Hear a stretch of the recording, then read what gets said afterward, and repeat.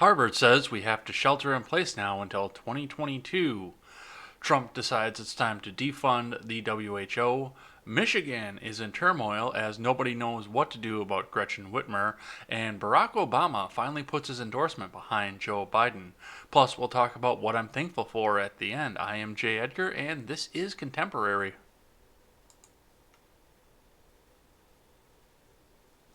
We had 70-degree temperatures. That is Wisconsin weather. That's something I'm very much enjoying living in. I like the snow. I do like it when it's cold. My biggest complaint, and after I left New England, it actually started to get more wintry while I was there. But the 2 years that I was there, we barely had a winter. We had like one day of snow that debilitated the state, and then all of a sudden it was springtime. And I always complained it never got cold enough.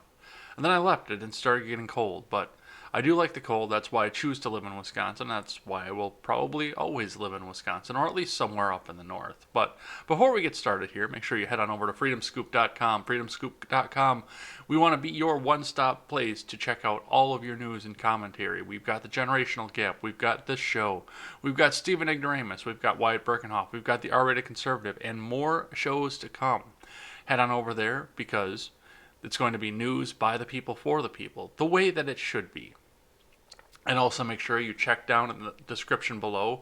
We still have that active link for the Freedom Scoop First Responders Charity. It's still down there. We're still accepting donations. They're staying open until this Friday. So go down there and check that out. It's going to be great. We are really, and that's going to be what I'm thankful for, but we're really glad that in the time where everyone else is furloughed and people were having trouble all around the country knowing what they were going to do about rent and food and all sorts of things, and just being able to go to work in general before that stimulus and furlough check hit, people were willing to open up their wallets and help out first responders, people on the front line of battling this pandemic. And I'm really happy that you guys came out, and we were really happy to put on the show for you. All right, we're going to get the live chat up here, and we are going to check in first with Investors Business Daily. This is from Ed Carson. Dow Jones futures fall, but Tesla airlines rise after Amazon leads new breakouts in coronavirus stock market. Dow Jones futures fell early Wednesday along with S&P 500 futures and NASDAQ futures. That signals a pullback after yet another bullish session for the coronavirus stock market rally as COVID-19 trends improve. Amazon, Nvidia, Microsoft, Viva Systems, Eli Lilly cleared buy points on Tuesday. Meanwhile, Apple, Google parent Alphabet, and Facebook reclaimed their 10-week moving averages on Tuesday.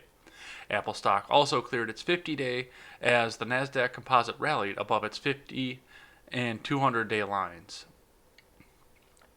Overnight, Goldman Sachs gave a fresh buy rating to Tesla stock and an 864 price target, saying Tesla has a big edge in electric vehicles, which should be a booming market in years to come. Tesla stock rose 5.5% early Wednesday after huge gains Monday and Tuesday. Meanwhile, Teladoc reported a strong preliminary Q1 revenue figure reflecting booming telemedicine demand during the coronavirus crisis. Teladoc stock rose 4% early Wednesday. What about the AutoDoc? I was playing with that in Lonesome Road last night. The AutoDoc, the miracle of automated medicine in the future. Airlines and Treasury Department reached a deal on rescue aid terms. Airline stock surged, extending Tuesday's gain. Yes, the airlines are still pushing empty planes all around the country right now because they promised they were going to continue to serve all the cities. That was part of the deal. Dow Jones component United Health beat earnings views early Wednesday, lifting shares. Bank of America missed EPS views before the open. Goldman Sachs beat some EPS views and missed others. Citigroup topped, but all three banking giants fell before the open. So I'm guessing that a lot of people are at the very end of their bank accounts and have drained their savings accounts, which is what's going to feed the bank's profit margin. So yeah, I would be pulling out of banks too if I had any stock in banks right now. I'd be pulling right out of the banks right now if I could, if I had the opportunity to. So everybody who's producing something right now seems to be going up, and everybody who's holding the money seems to be going down. Coronavirus stock market rally rights its wrongs. What a difference a few days make. Late last week, the coronavirus stock market rally was making progress, but growth in tech stocks were lagging, while breakouts were scarce and struggling. Now the Nasdaq Composite is once again outperforming the Dow Jones Industrial Average and S&P average. Meanwhile, leading stocks from a variety of sectors, including e-commerce, software, medical products, and drugs, are actionable. Drugs, man. Absolutely drugs. Coronavirus cases in the US and worldwide hit a new milestone Wednesday, but there's broad progress on flattening the curve in new COVID-19 cases. That's raising hopes for easing coronavirus shutdowns, fueling the stock market rally. Amazon stock and Nvidia stock joined IBD leaderboard, while Microsoft stock is on the leaderboard watch list. Amazon stock, Microsoft stock, Vive stock are all on Swing Trader. Viva stock, Microsoft, and Nvidia are all on IBD 50 list. Microsoft is on the IBD long-term leaders list, while Viva stock is on the LTL watch list. And I was just looking at the graph and kind of panning it out a little bit, looking at some of the numbers before we went live for this. And I'm going to tell you right now, they said this was going to be the Great Recession and the Great Crash, that we were never going to come back from. This was going to be the Depression. We got as low as Barack Obama's high on the Dow Jones by the numbers. Now I realize that when the stock market is going up, the stock market is not the economy according to the left, but when it's going down, it's absolutely the economy according to the left. So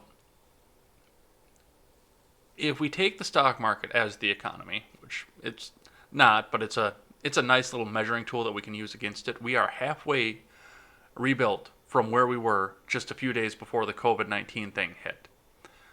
We are at closed just shy of 24,000 yesterday afternoon. Just shy of 24,000. And our lead was a little bit over 29,000. And our lowest point in these past few weeks was 19,000. Just a touch over 19,000. We didn't go below that, but just a touch over 19,000. So we are halfway back if we are to use the Dow Jones as a measuring tool. Let's see what CNBC has to say.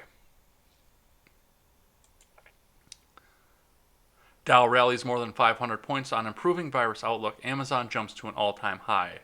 This is from Fred Imbert and Yoon Lee over at CNBC. COVID. Stocks jumped on Tuesday, resuming the market's sharp rebound from last month's lows as investors grow more optimistic about the coronavirus outlook.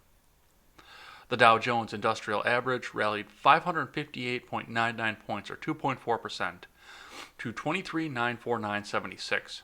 The S&P 500 climbed 3.1% to 2846.06, while the Nasdaq Composite advanced nearly 4% rather, to 85.15. The tech-heavy Nasdaq notched its first 4-day winning streak since early February. The S&P 500 was led higher by 4% rallies in tech, consumer discretionary, and consumer staples. Amazon rose to an all-time high to lead the Nasdaq higher. When you look at the facts, I think there's reason to be more hopeful than we have been, CNBC's Jim Cramer said. The worst-case scenario has been taken off the table, and if Apple and Google can do contact tracing that we all embrace, while we continue to roll out more testing, the economy could reopen a lot sooner than we even, say, 3 weeks ago thought. Thursday's gains come after a sharp drop in the previous session. The Dow lost 328 points, or 1.4%, on Monday, while the S&P 500 declined by 1%. New York Governor Andrew Cuomo struck an optimistic tone about the outbreak in his state, the epicenter of the pandemic in the United States. He said Tuesday deaths related to the virus in the state are leveling off, adding to the coronavirus hospitalization rate in New York remains low. President Trump said in a press conference Monday night that growth in new coronavirus infections stabilized, providing clear evidence that the mitigation is working in the country. Financial markets have started to take a more positive view of the outlook, said John Hatzius, chief economist at Goldman Sachs, in a note. The initial improvement was mostly policy-driven, but the greater optimism of the past week seems to be at least partly related to the virus itself.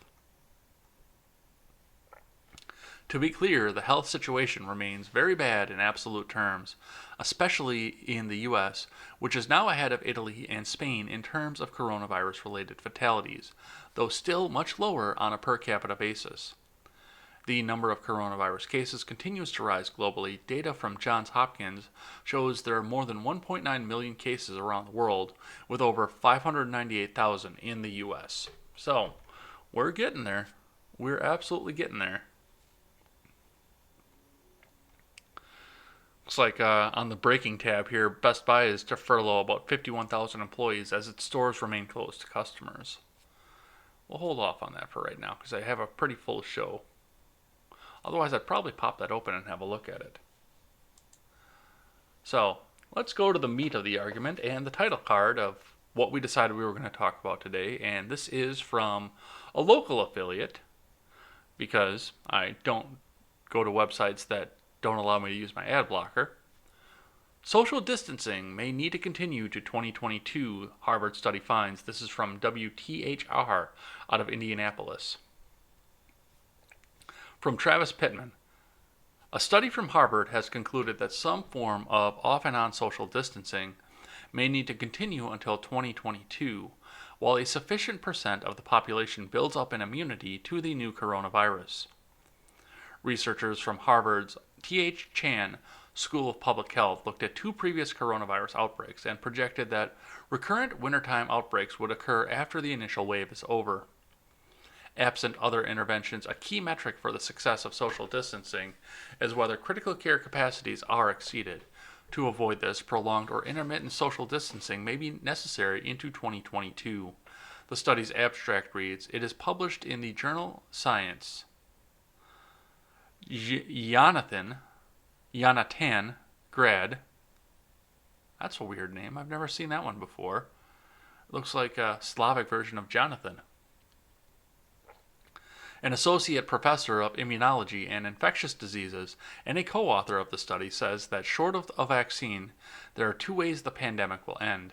Either the virus is eliminated, which he says is unlikely given the global spread, or if a sufficient amount of the population becomes immune.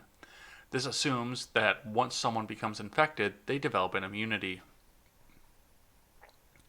For most people, the virus causes mild or moderate symptoms, such as fever and cough, that clear up in 2 or 3 weeks.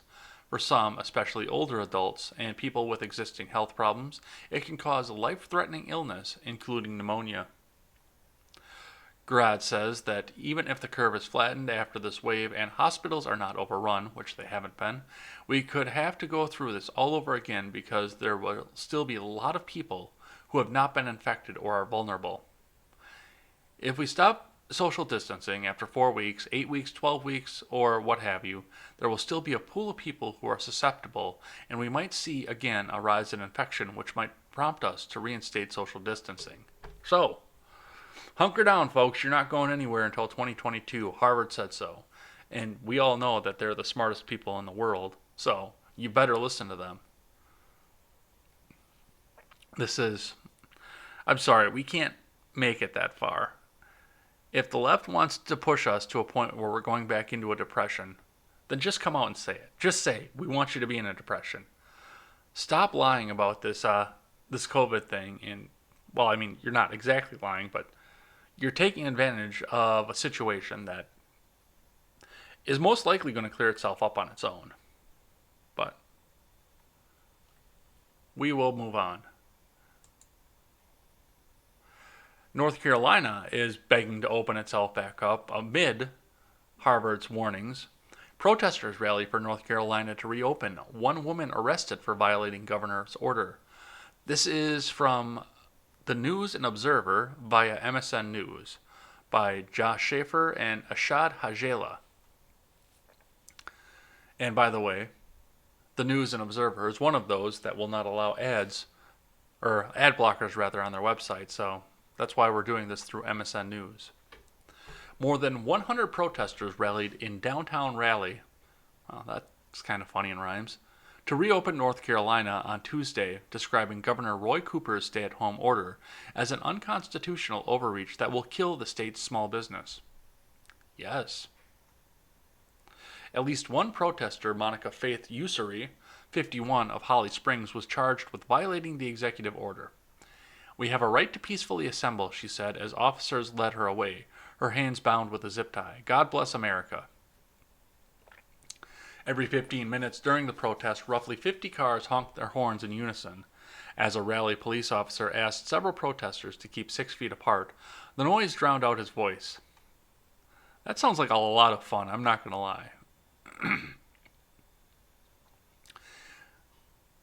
And that's North Carolina too, that's the South, so I bet you a bunch of the cars and trucks had air horns on top of it.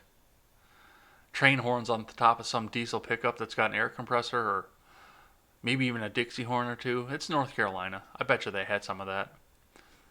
"We are in violation of Comrade Cooper's order," said Leonard Harrison of Mebane, dressed in an American flight suit.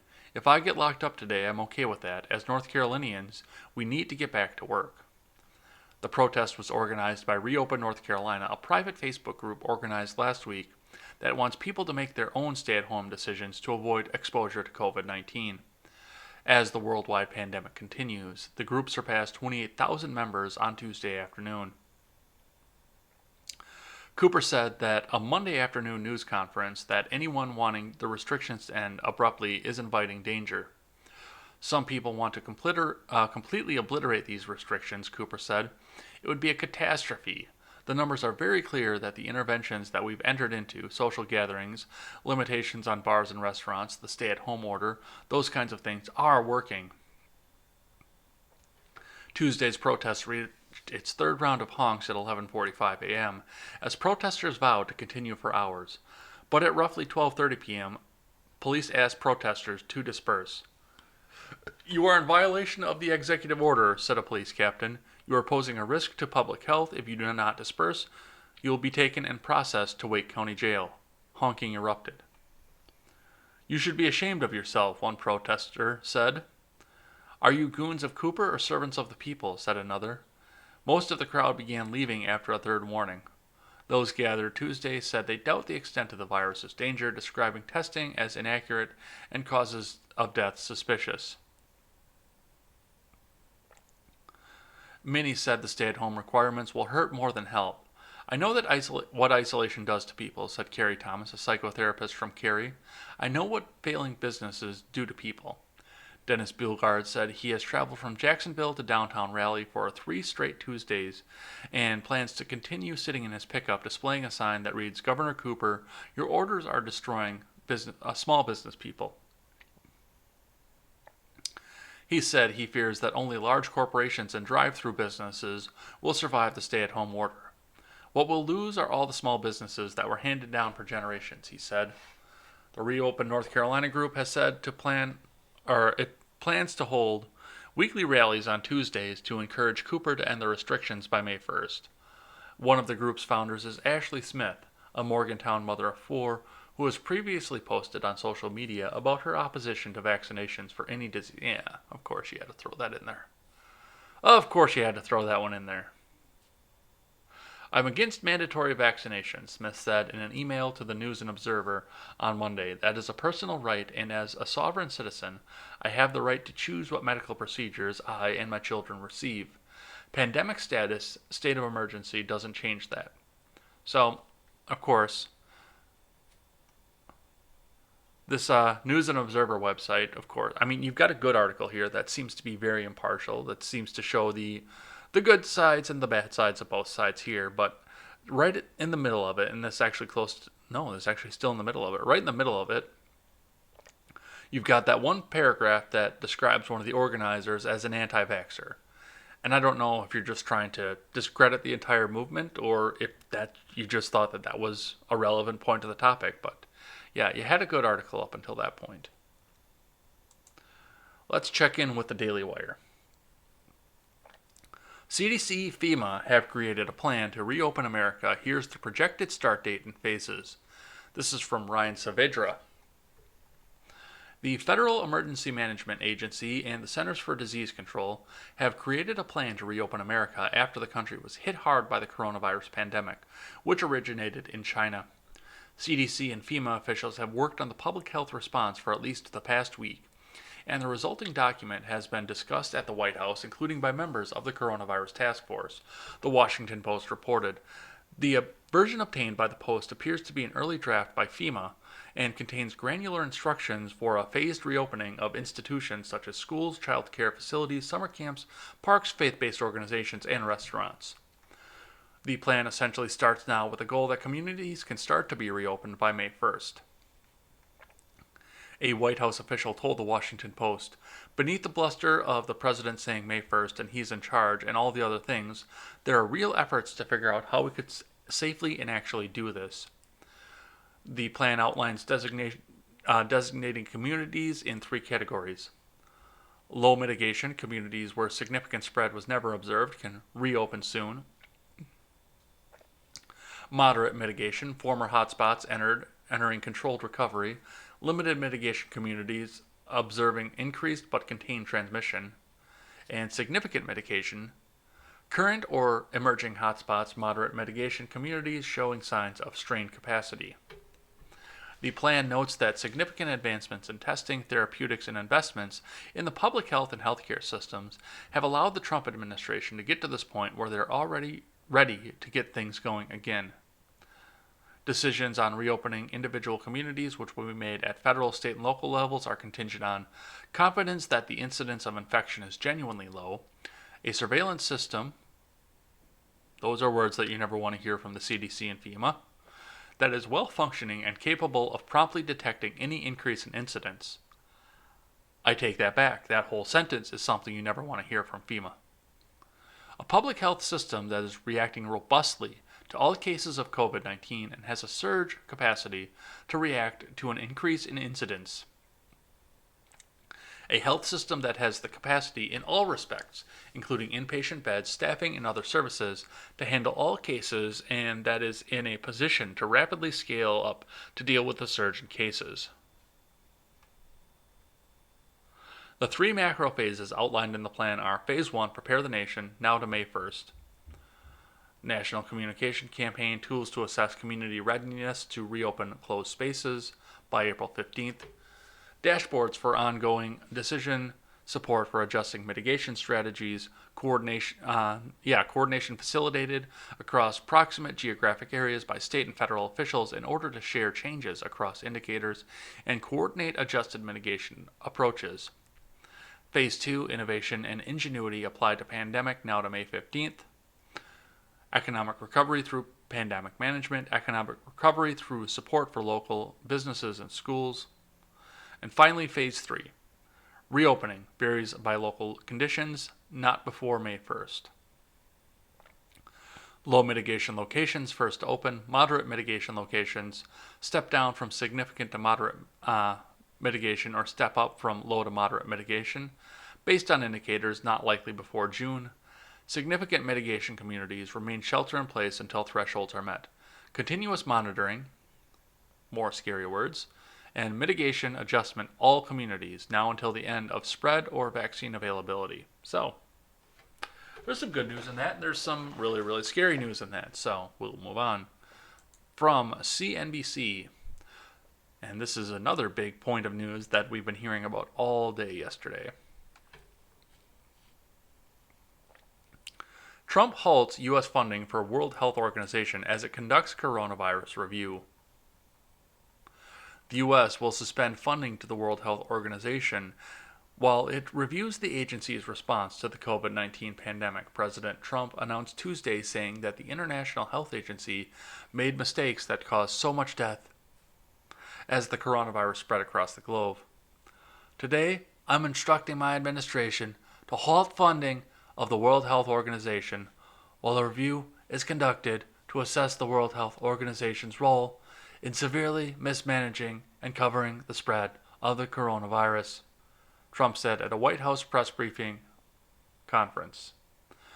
Trump criticized the international agency's response to the outbreak, saying, "One of the most dangerous and costly decisions from the WHO was its disastrous decision to oppose travel restrictions from China and other nations. China. Disaster. Fortunately, I was not convinced and suspended travel from China, saving untold numbers of lives," he said. It's unclear exactly what mechanism Trump intends to use to withhold WHO funding, much of which is appropriated by Congress. The president typically does not have the authority to unilaterally redirect congressional funding. And there it is, checks and balances. One option might be for Trump to use powers granted to the president under the Impoundment Control Act of 1974. Under this statute, the president may propose to withhold congressional funds, but it requires congressional approval within 45 days. Absent this approval, the funds must be returned to their original congressionally mandated purpose after 45 days. We saw a little bit of that with the wall funding. Excuse me, COVID. When asked by reporters why the administration is choosing now to withhold funds, Trump said the U.S. has had problems with WHO for years, and the nation should have done this a long time ago. He said the administration will conduct a thorough investigation that should last 60 to 90 days. Trump said it wasn't about the money. But it's not right, so we'll see, he said. This is an evaluation period, but in the meantime, we're putting a hold on all funds to World Health. We'll be able to take that money and channel it to the areas that most need it. So that'll be interesting to see how that goes around and how Trump and Nancy go back and forth with each other again. I don't think she's going to let this fly. But it'll be fun to watch. I hope you guys all have some popcorn. Let's talk about Michigan. I got 3 articles talking about what's going on over on that side of the pond. So, first and foremost, another protest for moderate coronavirus rules in Lansing today. This is from Wood TV Channel 8 out of Grand Rapids, Holland and Kalamazoo. Lansing, Michigan, protesters... Did I read the author's name? I didn't. There is no author. This is from woodtv.com staff. Protesters are expected to converge on Lansing today at noon to show their opposition to the governor's extended stay-at-home order. Operation Gridlock is scheduled to begin at noon. Protesters aim to clog traffic around the Capitol to make their point. Opponents to the stay-at-home order, which was extended last week through April 30th, say some of Governor Gretchen Whitmer's mandates are excessive and inconsistent. I have video playing, and it's loud.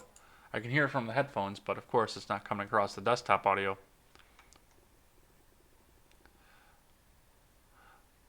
Let's see.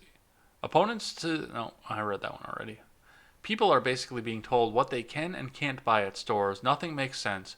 You can buy a bottle of liquor, but you can't buy a gallon of paint. Matt Seeley, with the Michigan Conservative Coalition, one of the organizations behind the protest, told News 8 earlier this week.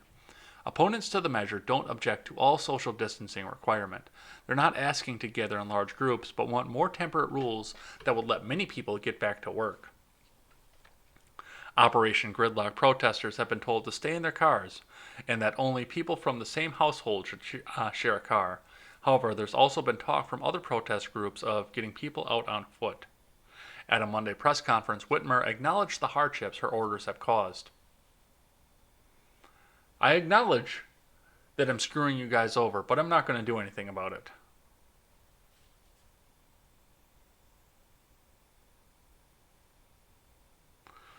She said that she would always support people's right to free speech, but asked them to remain separated while they protest so as not to expose themselves or each other or law enforcement to the virus.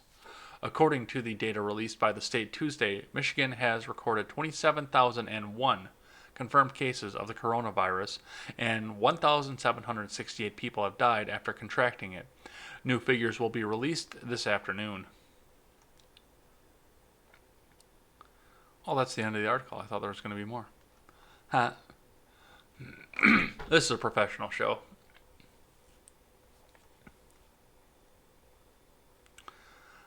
This is from CBN News, which I wouldn't normally grab from, but this is the only green check verified website that I could find this from.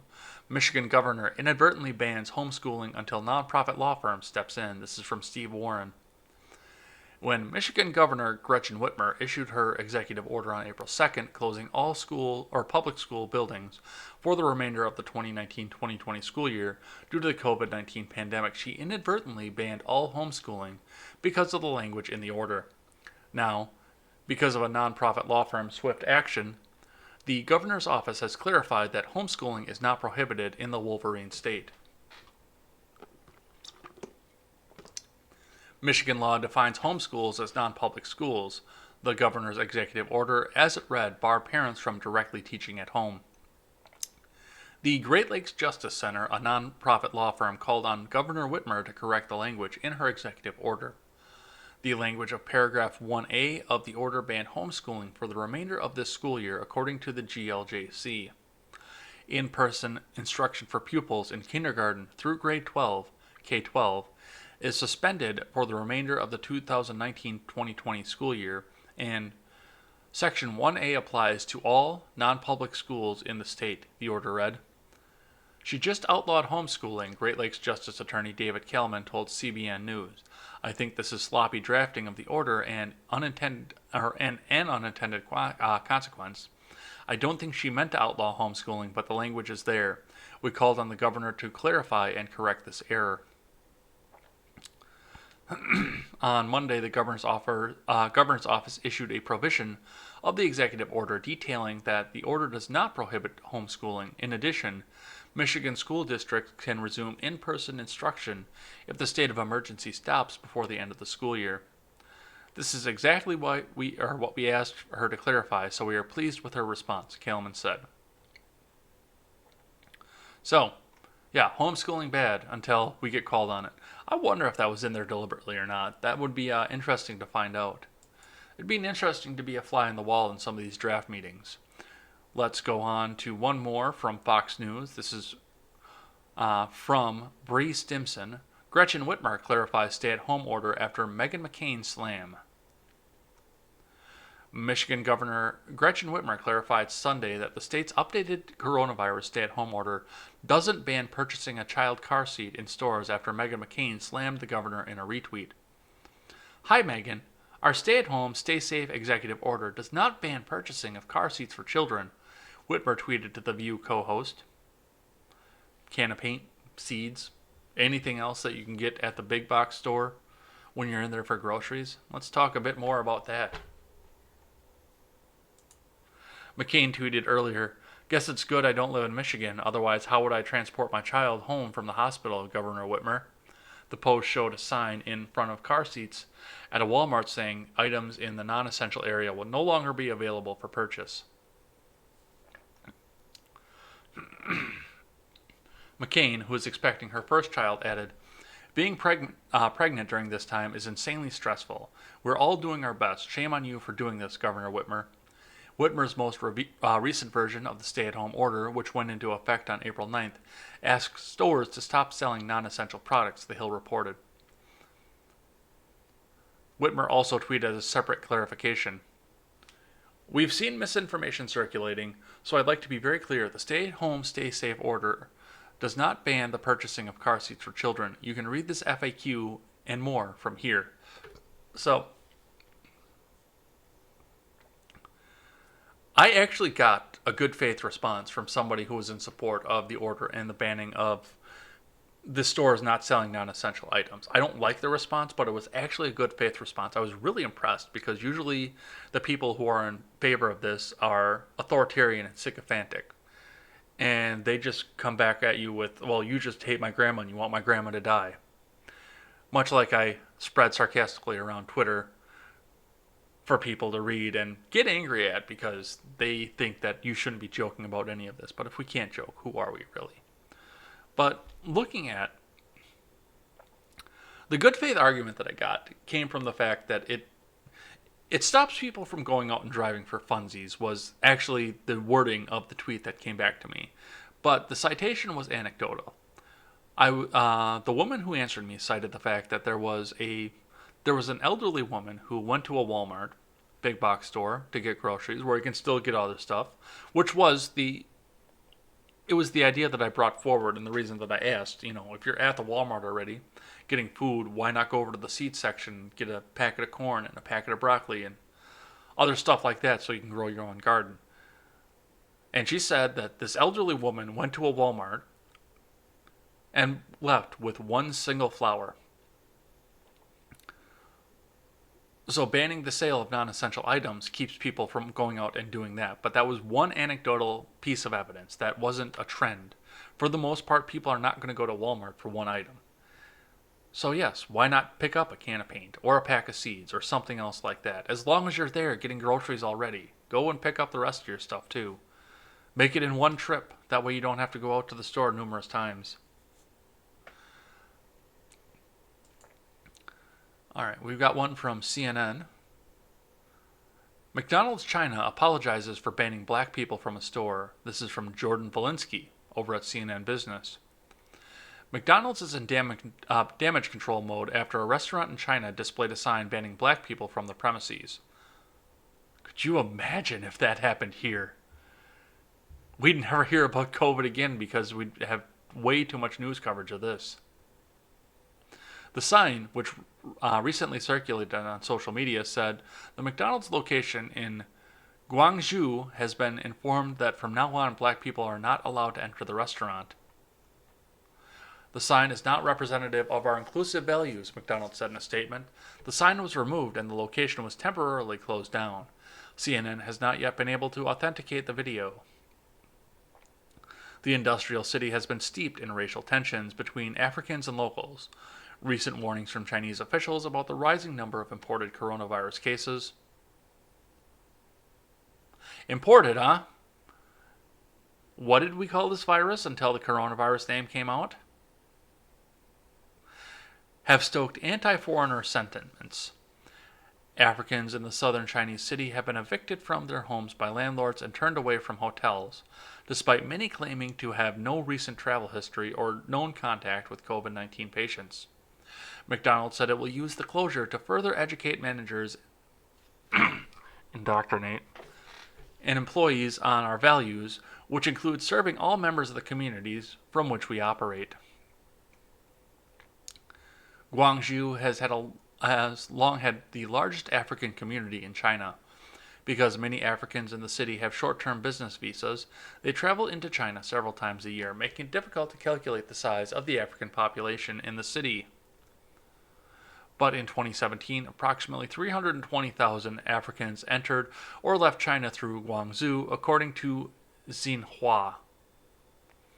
This isn't the first time McDonald's garnered controversy overseas. Last November, it pulled an ad in Portugal that used the words Sunday Bloody Sunday to promote a Halloween dessert. Bloody Sunday is the name for the day in 1972 on which British soldiers shot unarmed protesters in Derry, Northern Ireland during the Troubles, resulting in 14 deaths.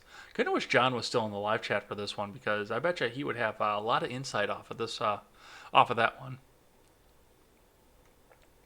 But yeah, could you just imagine if that had happened stateside? The news would be so full of that you'd never be able to hear the word COVID-19 again, ever, if that happened over here. Last thing on the COVID. Edward Snowden warns that governments may use coronavirus to limit freedoms. This is from David Arrow over at Fox News. Edward Snowden, the whistleblower who leaked classified information from the National Security Agency, has warned that governments may use the coronavirus to curtail freedoms. In an interview with Vice last Thursday, Snowden said world leaders now claim new emergency authority will hold on to power well after the pandemic ends.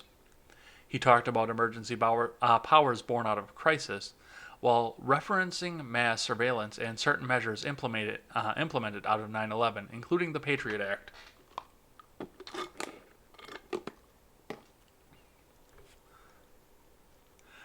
As an authoritarianism spreads, as emergency laws proliferate, as we sacrifice our rights, we also sacrifice the capability to arrest the slide into less liberal and a less free world, he told Vice. Do you truly believe that when the first wave, the second wave, the 16th wave of the coronavirus is a long forgotten memory, these capabilities will not be kept? that these data sets will not be kept. He says those measures were deemed temporary but have continued to stay in place in some fashion. Yeah, there's a lot of shit that was deemed temporary that's still in place, including the Patriot Act. So, that is something to keep in mind. That's something that we've been talking about since the beginning of this, because once a government takes power from you, whether it's taken by force or given, as so many people on the progressive left have been so eager to give to, it's really, really reluctant to give that freedom back. And I've got mixed feelings about what Snowden did. I like it sometimes and I don't like it sometimes, but for the most part, he's right about this one. So we've got a tweet now from Barack Hussein Obama, who has finally come out and endorsed his good friend Joe Biden. We've got a video here. It's 12 minutes long, otherwise